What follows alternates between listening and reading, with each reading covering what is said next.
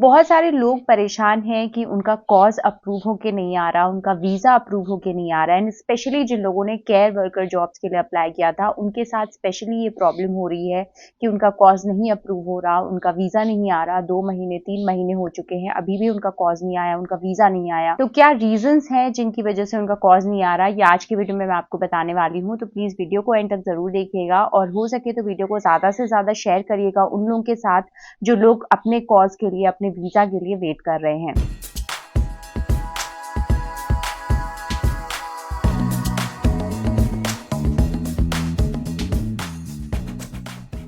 Hello and welcome back to my channel Indian couple in England. मैं हूं Twinkle और मैं वीडियोस बनाती हूं related to UK visa, UK immigration and UK lifestyle. तो अगर आप इंटरेस्टेड हो इनमें से किसी भी टॉपिक में तो please do subscribe to my channel. तो यूके की situation immigration point of view से कुछ ज्यादा अच्छी नहीं चल रही है। यहाँ पे इमिग्रेशन काफी ज्यादा बढ़ गया था, जिसके चलते इमिग्रेशन पॉलिसीज में काफी सारी चेंजेस किए थे। बट स्टिल अभी भी बहुत सारे लोग ऐसे हैं जो केयर वर्कर जॉब्स के लिए यूके में अप्लाई करते हैं। बट अब जो मेन प्रॉब्लम लोग फेस कर रहे हैं वो है कॉज ना मिलना और वीजा अप्रूव नहीं होना। तो काफी सारे लोग अभी भी केयर वर्कर जॉब्स के लिए अप्लाई करते हैं, उनका इंटरव्यू क्लियर हो जाता है और उसके बाद वो वेट करना स्टार्ट करते हैं अपने कॉज के लिए। अब कॉज अप्रूव होना एक बहुत ही बड़ा फैक्टर है आपके वीजा अप्रूवल के लिए, because without cause you can not apply for a visa. तो जब से यूके की गवर्नमेंट ने इमिग्रेशन पॉलिसीज को टाइट किया है, तब से होम ऑफिस ने भी अपनी कॉज अप्रूवल का जो उनका तरीका है, वीजा अप्रूवल का जो तरीका है, उसमें भी थोड़े बहुत चेंजेस उन्होंने करना स्टार्ट कर दिए हैं। तो पहले आपका जब अगर एम्प्लॉयर आपको हायर करता था, वो जस्ट एक नीड दिखा देता था कि हमें इतने एम्प्लॉयज की नीड है और इसलिए हम ओवरसीज से एम्प्लॉयज को हायर कर रहे हैं। उसके बाद होम ऑफिस उनसे कोई भी एडिशनल क्वेश्चन नहीं करता था। बट होम ऑफिस अभी काफी ज्यादा स्ट्रिक्ट हो गया है when it comes to processing of course, specially for care workers. अब वो बहुत सारे एडिशनल क्वेश्चंस पूछती है आपके एम्प्लॉयर से, लाइक आप क्यों एम्प्लॉयज को ओवरसीज से हायर कर रहे हो, क्या यूके में जो लोग एग्जिस्टिंग हैं उनसे ये नीड फुलफिल नहीं की जा सकती, क्या जितने घंटे के लिए आप उस पर्टिकुलर एम्प्लॉय को काम दोगे, क्या उतने घंटे का काम आपके पास अवेलेबल है कि नहीं। ये सारे एडिशनल क्वेश्चंस अब आपके एम्प्लॉयर से किए जा रहे हैं, जिसकी वजह से जो कॉज अप्रूवल का प्रोसेस है वो स्लो हो गया है। और अगर इन किसी भी एडिशनल क्वेश्चंस को अगर आपका एम्प्लॉयर आंसर नहीं कर पाता है किसी भी रीजन से, तो आपका जो कॉज अप्रूवल है वो नहीं हो पाएगा। और यही बेसिक रीजन है जिसकी वजह से आप 2 महीने 3 महीने 4 महीने से अपने कॉज के लिए आप वेट कर रहे हो, लेकिन आपका कॉज अप्रूव होके नहीं आ पा रहा है।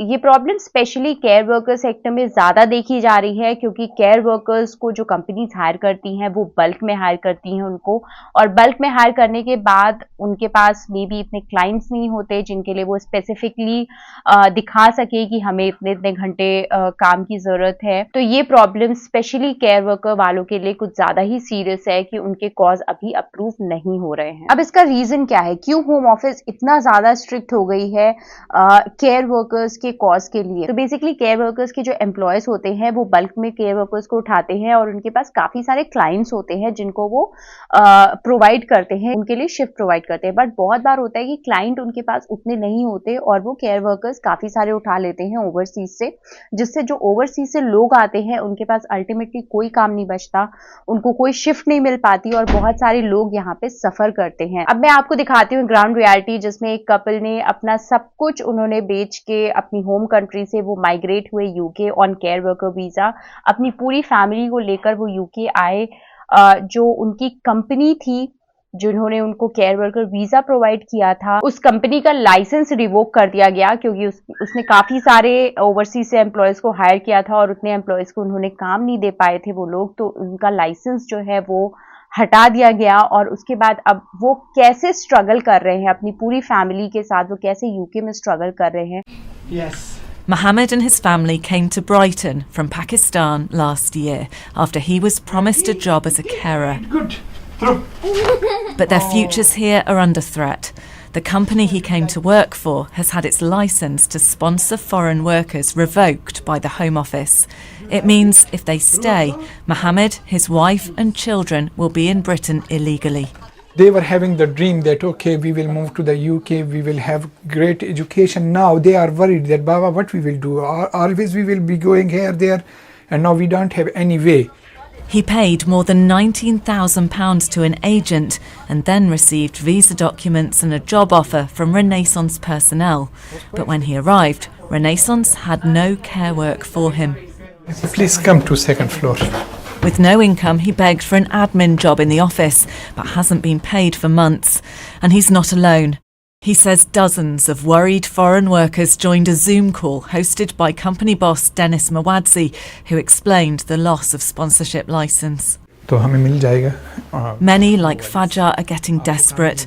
Renaissance has barely given him any shifts since he arrived over a year ago, despite promising him full-time work. I only worked for a few days, like 3-4 days in last June, and after that I have not got any work. It means he hasn't been able to pay his parents back the £20,000 they were illegally charged for his visa. Home Office sent us, asked us to leave the country, then we have to leave the country, and everything we pay will be demolished. Time's running out for you. You have to find another sponsor, leave the country, or you remain here illegally. If we don't find some new sponsor, it will be a very too much big problem. You'll be here illegally? Yeah, illegally. Renaissance has been accused of recruiting over 100 foreign staff without enough work to offer them. Mohammed says the company has already lost contact with many people it sponsored to come here. They have disappeared. Into the UK? In the UK. And what are they doing? They may be doing cash jobs, or maybe they are involved some other activities. This worker, who we're calling Anabia, says she and her husband intend to stay no matter what, and haven't told her husband's employer that his visa as her dependent may no longer be valid. You'd rather stay here illegally than go back to Pakistan? Yeah. I don't think we will be able to go back to the Pakistan, because there isn't anything in Pakistan for us. We have sold our house, we sold our furniture, everything. We have given everything for coming here. So we will do everything to survive here.